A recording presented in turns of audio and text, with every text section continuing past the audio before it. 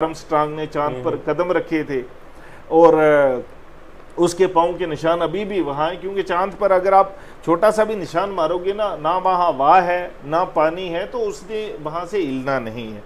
और चांद की जो सरफेस है पूरी एक डस्ट भरी है। जैसे हमारा जब ये चंद्रयान वहाँ लैंड करेगा तो 2 घंटे बाद ये वर्किंग स्टार्ट करेगा, क्योंकि 2 घंटे तक तो उसके इर्द गिर्द इतनी धूल उड़ेगी कि पूरा अंधेरा छाया होगा। 23 अगस्त शाम 6:04 पर चांद पर पहुंचेगा। तमाम लोगों की निगाहें ख़ास तौर से हिंदुस्तान की जानिब हैं कि चंद्रयान 3 जो अभी तक अपनी मंजिल की जानिब बिल्कुल कामयाबी से जा रहा है और कल शाम को 6:04 पर उसके चांद पे पहुंचने का वक्त है। 14 जुलाई को चंद्रयान चांद की तरफ रवाना हुआ था। चंद्रयान अगर चांद पर कल 6:04 पे पहुंच जाता है, उसके बाद साइंस की दुनिया में, इंसानी ज़िंदगी में कितनी तब्दीलियां रूनुमा होंगी और ये सारी चीज़ें इतनी अहम क्यों हैं। एक आम आदमी ये सवाल करता है कि चंद्रयान का चांद पे पहुंचना, उसका फ़ायदा ज़मीन पर रहने वाले लोगों को कितना होगा, ये कितना बड़ा प्रोजेक्ट है, इस पर ख़र्च कितना आता है, इसकी अहमियत क्या है। इन तमाम सवालात के जवाबात आज हम जानने की कोशिश करेंगे प्रोफेसर फ़तेह मोहम्मद अब्बासी साहब से। ये साइंस की कुछ मुश्किल चीज़ें बहुत आसान ज़बान में हम लोगों को समझाने की कोशिश करते हैं और हम इनके शुक्रगुजार भी हैं, एहसानमंद भी हैं कि इस तरह के टॉपिक पर ये वक्त निकालते हैं, हमें वक्त देते हैं और फिर मेरे जैसे हज़ारों लोगों को ये जो साइंस की कुछ मुश्किल चीज़ें होती हैं इनको आसान ज़बान में समझाने की कोशिश करते हैं। सर बहुत शुक्रिया, आपने वक्त दिया है। सर पहले तो ये बताइएगा बहुत आसान ज़बान में, ये चंद्रयान कल 6:04 पे चांद पे पहुँचेगा, मतलब ये क्यों इतना ज़रूरी होता है कि इस पर इतनी बातचीत होती है, करोड़ों रुपए, अरबों रुपए इस पर खर्च भी आते होंगे, एक पूरी टीम इस पर काम भी करती होगी उसका।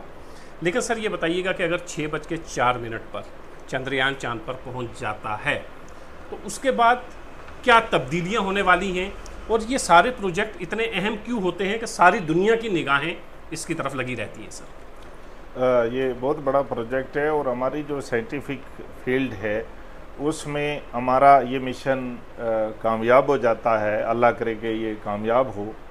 और इससे हम जो साइंटिफिक जो रेस है, जो स्पेस एक्सप्लोरेशन की जो रेस है वर्ल्ड की, तो उसमें एक हमारी एक स्ट्रांग छवि बनेगी।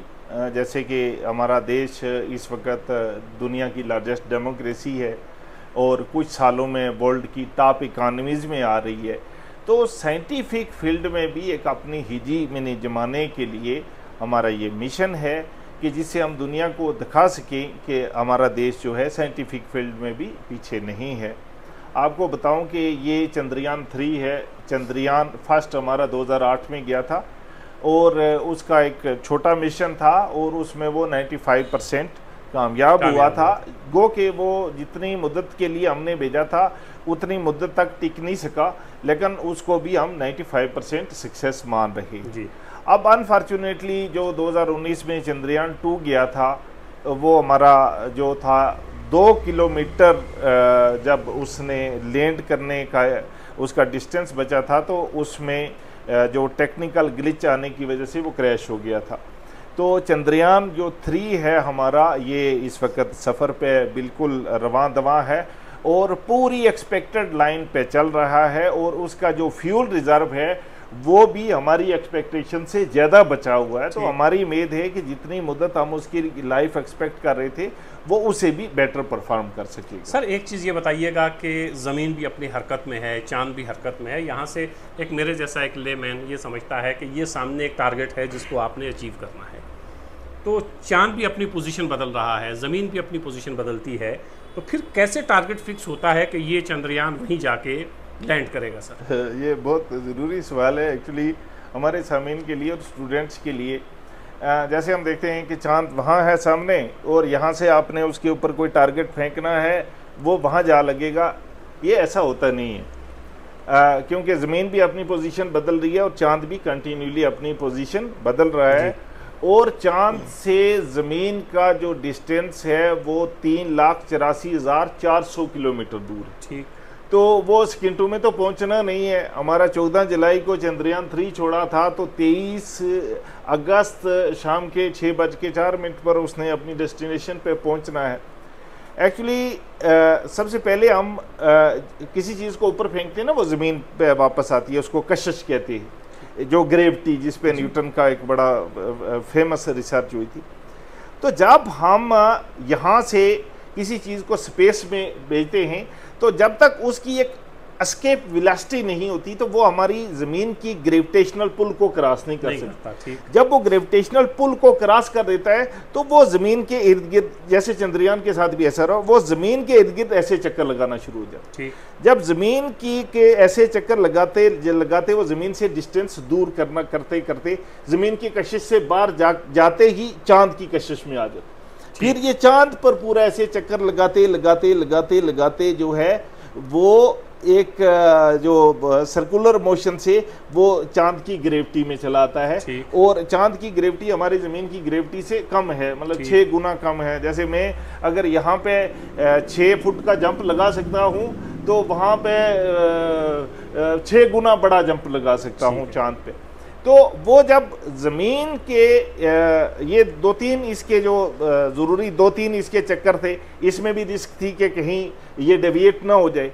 फिर वो जब चांद के इर्द गिर्द चला गया, तो वहाँ भी इसके जो पूरे सक्सेसफुल वो राउंड होके, और जो रशिया का जो लूनर 25 था, जो 47 साल के बाद उन्होंने भेजा, और अनफॉर्चुनेटली कल जो है वो क्रैश हो गया, जैसे कि हमें न्यूज़ में र्यूटर की न्यूज़ में आ रहा है। और वो एक बड़ा सेटबैक है रशिया के लिए, क्योंकि रशिया और यूएसए ने इसकी बहुत पहले दौड़ लगाई थी। जैसे हम जानते हैं आर्मस्ट्रांग ने चांद पर कदम रखे थे, और उसके पाँव के निशान अभी भी वहाँ हैं, क्योंकि चांद पर अगर आप छोटा सा भी निशान मारोगे ना वहाँ हवा है ना पानी है, तो उसने वहाँ से हिलना नहीं है।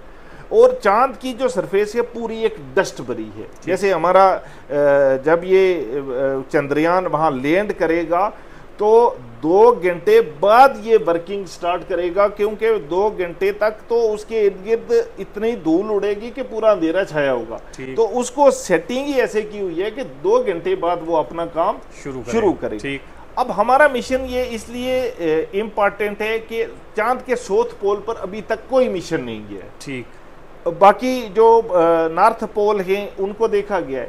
अब साउथ पोल पे हम देखना चाहते हैं कि क्या वहाँ कोई फ्रोज़न वाटर या कुछ वहाँ पॉसिबल है, क्या वहाँ कौन से कीमती मिनरल्स हैं, सोना है, चांदी है, जो और कीमती मादिनात हैं वो क्या हैं, और उसके जो दूसरी जियोलॉजिकल स्टडीज़ जो हैं उसके लिए इसके बीच में सेंसर सारे फिट हैं। तो ये एक वर्ल्ड के लिए एक बहुत बड़ी कंट्रीब्यूशन होगी हमारे देश की, कि हमारी जो ये रिसर्च है ये टोटली जो पहले मिशंस थे उससे ये डिफरेंट होगी और कुछ नया मिलेगा। अब भाई साहब ये बताइएगा, एक तरफ हमारे मुल्क में इतनी गुर्बत है और मतलब इंतहा पर है गुर्बत, और दूसरी तरफ इस तरह के प्रोजेक्ट, ये बताइएगा कि इस तरह के प्रोजेक्ट में खर्च कितना आता है? और एक तरफ गुर्बत है और दूसरी तरफ इस तरह के प्रोजेक्ट, क्या ये इतने ज़रूरी होते हैं कि जो मुल्क इतनी निचली सतह पे पहुंच गया हो, गुर्बत अपने इंतहा पे हो, वो मुतहम्मिल हो सकता है इस तरह के प्रोजेक्ट का, कि ये बहुत अहम है? देखिए, हमारा जो चंद्रयान 2 था उस पे हमारा 900 करोड़ से ज़्यादा, 900 करोड़, ठीक है, और इस पे हमारा 600 करोड़ से ज़्यादा खर्चा है, 615 करोड़ है या इतना खर्चा है। ये एक्सपेंडिचर है, और वाकई एक देश की जो एक डेवलपिंग इकानमी है और इंडिया जैसे देश में जहाँ पॉवर्टी ज़्यादा है, तो वहाँ के लिए ये बहुत बड़ा खर्चा है। बट हमें जो इंटरनेशनल लेवल पर एक रिकग्निशन बनानी है, जैसे वाजपेयी जी ने कहा था कि पावर रिस्पेक्ट पावर, जब उन्होंने ये APJ अब्दुल कलाम के टाइम में और उनकी इसमें बड़ी सपोर्ट थी कि हमारा जब हम एटॉमिक पावर बने थे, तो उस पर उनका इंटरव्यू था, तो उनको पूछा गया कि भाई ये आप क्यों एटॉमिक पावर बन रहे हैं। उसने कहा हम हमारा देश का ये परंपरा रही है, हिस्ट्री है कि इंडिया ने कभी किसी देश को इन्वेड नहीं किया, अटैक नहीं किया। तो उन्होंने कहा कि रिस्पेक्ट पावर, रिस्पेक्ट पावर। ठीक। तो कहते हैं अब हमारा एटॉमिक पावर बना है तो हमारी रिस्पेक्ट होगी तो दूसरे भी हमारी रिस्पेक्ट करेंगे। इसी तरह साइंटिफिक फील्ड में अगर हम वहाँ कुछ नया कंट्रीब्यूट कर पाते हैं और उसका फ्यूचर स्कोप है। इलॉन मस्क ने तो वहाँ प्लाट बेचे हैं और काफ़ी टाइम से पहले भी, मेरे ख्याल से आज से 50 साल पहले ये जो नासा थे उन्होंने और कुछ ऑर्गेनाइजेशन ने वहाँ प्लाट बेचे हैं लोगों ने कि भाई ये इतनी पॉपुलेशन बढ़ रही है तो फ्यूचर में हम चांद पर सेटलमेंट के लिए काम करेंगे। चांद पर एक सुपर स्पेस टूरिज्म बन रही है, बड़े बड़े जागीरदार अमीर तरीन लोग वो खर्चा करके जाना चाहते हैं, भाई चांद पर जाकर देखें कि क्या है सिस्टम और वहाँ से जाकर ज़मीन को देखें, ये हमारा प्लानट वहाँ से बहुत खूबसूरत दिखाई देता है। वो दूसरी बात है कि चांद से आसमान नीला दिखाई नहीं देता। अच्छा। वहाँ से चांद वो ब्लैक है और सिर्फ हमारे, क्योंकि साइंटिफिक फील्ड में आसमान नाम की कोई चीज़ नहीं है, ये हमारी नज़र की हद है। ये सीवी रामन ने 1930 में नोबेल प्राइज लिया था रोमन इफेक्ट के लिए, जब उसने बताया था कि आसमान नीला क्यों है, और वो इसलिए कि जो ब्लू लाइट है ये स्कैटर हो जाती है, जिसकी वजह से दूर के पहाड़ हमारे नीले दिखाई देते हैं, गहरे फ्रेश वाटर जो झीलें हैं नीली दिखाई देती हैं, तो वो स्कैटरिंग से होता है। असल में ये नीले नहीं होते। नीला जो है वो आसमान नाम की कोई चीज़ नहीं है, ये हमारी नज़र की हद है जिसको हम आसमान कहते हैं। अब चांद से देखोगे कम्प्लीटली ब्लैक दिखेगा क्योंकि वहाँ ये जो ब्लू लाइट स्कैटरिंग मैकेनिज्म नहीं है। अच्छा, ये जो है ना, चूँकि हम लिटरेचर के स्टूडेंट हैं तो ये जो साइंस है तो हमारी जो चीज़ों को समझने की का एक तरीका रहा है, तो उस तरीके को भी गलत साबित करती रही है। हम चांद को बहुत खूबसूरत समझते रहे हैं, महबूब के चेहरे को चांद से तशबीह देते रहे हैं, लेकिन फिर आप लोगों ने हमें बताया भाई चांद इतना खूबसूरत नहीं है, उसमें देखिए जो तस्वीरें आई तो हमें लगा महबूब के चेहरे जैसा खूबसूरत तो है नहीं चांद। लेकिन सर ये बताइएगा, ये बड़ी इंपॉर्टेंट आपने बात की कि वहाँ पे प्लॉट बेचे जा रहे हैं, एक नई दुनिया वहाँ पर बसाने की कोशिश की जा रही है। सर ये बताइएगा कि चांद की मिल्कियत असल में किसके पास रहेगी? ज़मीन को तो हम इस तरह समझते हैं कि आपका प्लॉट आप बेचेंगे, तो चांद को एलन मस्क ने बेचना है, हिंदुस्तान ने बेचना है, नासा ने बेचना है, ये है क्या सर? ये मेरे एक फ्रेंड सर्कल में एक दोस्त है जिसने इन्वेस्ट किया है और यहाँ पुंछ का लड़का है, उसने एलन मस्क से लिया है एक प्लाट। तो ये प्लाट वो लोग बेच रहे हैं जो आपको गारंटी दे रहे हैं कि हम चांद पर आपको पहुँचाएंगे, कि हमारा जो मिशन है वो चांद पर जाएगा। अब चांद पर रहना अभी तक तो बहुत मुश्किल है क्योंकि वहाँ पानी नहीं है, ऑक्सीजन नहीं है, हवा नहीं है, और दिन का टेम्परेचर जो चांद का है वो गालबन 100-150 डिग्री सेंटीग्रेड तक पहुंच जाता है, बहुत गर्म होता है। और रात का टेम्परेचर जो है वो माइनस मेरे ख्याल से 75 या उससे डाउन चला जाता है। तो वहाँ ऐसे हालात में, और चांद की अगर इस साइड पे आप जाकर प्लाट बनाते हैं, यहाँ तो 14 दिन कंप्लीट दिन रहेगा और 14 दिन कंप्लीट रात रहेगी। ऐसे कठिन हालात वहाँ पे हैं, अब रह सकेंगे या नहीं रह सकेंगे। लेकिन कुछ लोग ये आउट ऑफ क्यूरियोसिटी ऐसी इन्वेस्टमेंट करते हैं, तो मलकियत तो अभी किसी की भी नहीं है, क्योंकि आर्मस्ट्रांग को 1969 में भेजा था गालबन, तो उसके बाद ये मिशन ही ख़त्म हो गया था। तो नासा तो वो चली गई मार्स पे, वो वहाँ जाकर रिसर्च कर रहे हैं, उनके जो मिशन है वो वहाँ पहुँच गए। हमारी रेस अब फिर चांद पर दोबारा से हमारी उम्मीदें जग रही हैं कि भाई चांद पर कहीं बस्तियां बसाने का या जो स्पेस टूरिज्म है उसका कोई कंसेप्ट बन सकता है। अच्छा, चांद पर एक चीज़ पे मैं ज़रूर कहूँगा कि जो कह रहे हैं कि चांद वो खूबसूरत है, महबूब का चेहरा है, फलां जो भी है, वो इसलिए है कि चांद को आपने बड़ा दूर से चमकते देखा है, और महबूब का तो मुकाबला नहीं कर सकता, चाहे मेरे जैसे गरीब का महबूब तो ठीक। तो ज़मीन जो है, अगर चांद से आप ज़मीन को देखेंगे, और ये सबसे खूबसूरत प्लानट है, और इस हमारे सोलर सिस्टम में अब तक के जितने प्लानट्स देखे गए हैं, और चांद इस ज़मीन का मुकाबला नहीं कर सकता। जैसे किसी शायर ने भी ज़मीन के बारे में बड़े अच्छे शब्द कहे थे कि जबी दुनिया बेहस्तू काटनी थी, हमने आप जहन्नम बनाई हुई है। क्या बात है। दाल दुनिया हसीन जमील कितनी कितनी सुनी ज़मीन बनाई हुई है, कितना सुना आसमान ते चंद तारा दी न्यूरी कंदील लटकाई हुई है। क्या बात। तो चश्माजार सब्जाजार गुलजार सुना दी नीरी कंदील लटकाई हुई है, जबी दुनिया बेहस्तू काटनी थी, हमने आप जहन्नम बनाई हुई है। ये मौलवी मौलाना ज़बी रजौरवी साहब का शेर था। तो वाक़तन ज़मीन ज़्यादा खूबसूरत है। जी सर, एक चीज़ ये बताइएगा कि जब चंद्रयान अपने सफ़र की तरफ रवाना होने की तैयारी में था, साइंस की दुनिया की निगाहें उस तरफ आज भी हैं, उस वक्त भी थीं, और साइंटिस्ट सारे उसमें मसरूफ़ थे, और दूसरी जानिब टीवी पर हमने ये मंज़र भी देखा कि मौलाना हजरात हों, पंडित हजरात हों, तो ये अपने अपने तौर तरीके से जो मज़हब इनका कहता है, तो ये इबादत में भी मसरूफ़ थे। तो ये जो साइंटिफिक दुनिया है, इस दुनिया में मज़हब का कितना अमल दखल है, या ये चंद्रयान 3 को कल 6:04 पे वहाँ पहुँचाने में ये पंडितों की, मौलानाओं की दुआएं कितनी काम आएंगी सर? आइंस्टीन को किसी ने पूछा था कि क्या दवाएं और बदवाएं काम करती हैं, तो उन्होंने कहा कि नेचर का अपना रूल है और वो अपने सिस्टम से चलती है, उससे दवाएं बदवाएं असर नहीं करती, और साइंस में भी इनका कोई स्कोप है नहीं है।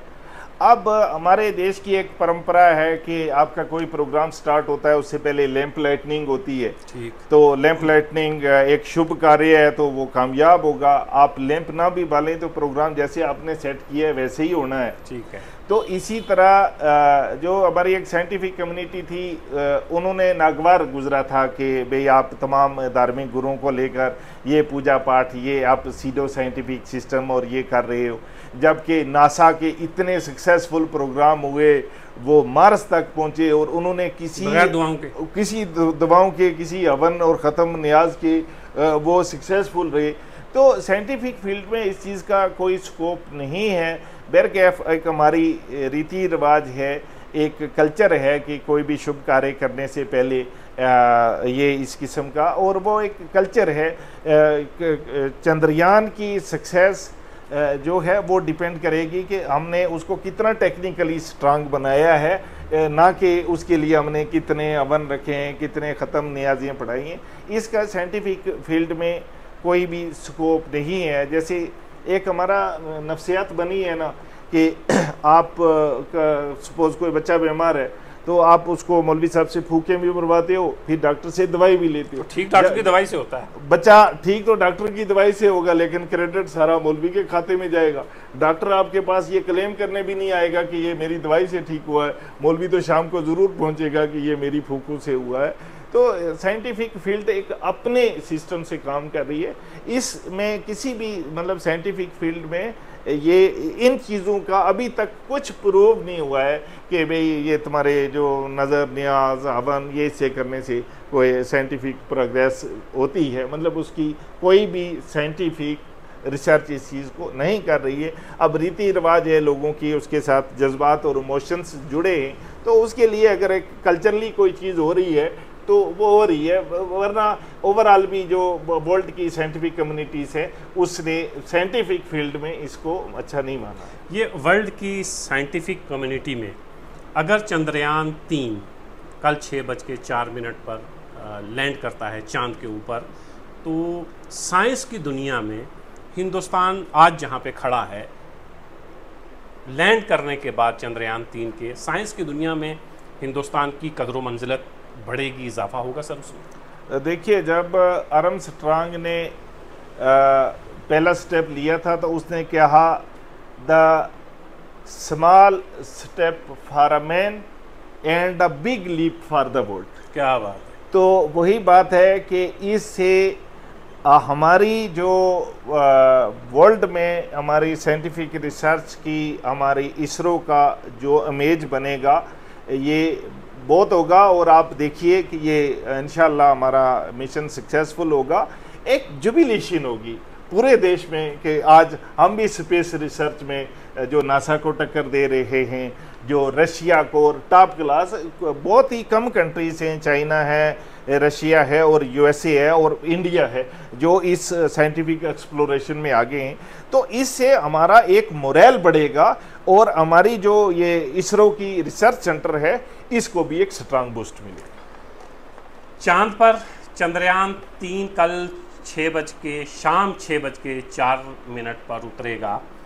साइंटिफिक दुनिया में हिंदुस्तान की कदर मंजिलत में ज़रूर इजाफ़ा होगा और चांद के हवाले से जिस तरह हम अक्सर ख़बरों के ज़रिए ये सुनते रहते हैं कि वहाँ पर नई बस्तियाँ बसाए जाने की कोशिशें की जा रही हैं। अल्लामा इकबाल ने कहा था कि सितारों से आगे जहाँ और भी हैं,